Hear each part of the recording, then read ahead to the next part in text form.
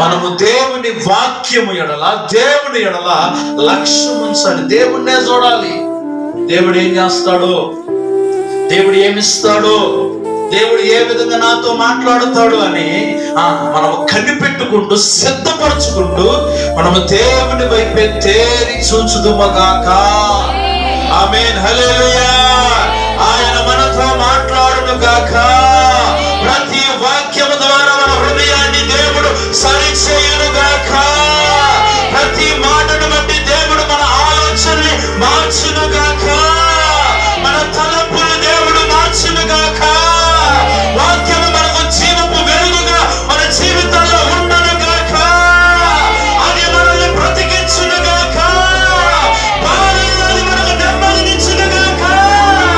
కృంగిపోయిన నిన్ను నన్ను దేవుని వాక్యము మనల్ని లేపి నిలబెట్టును గాక.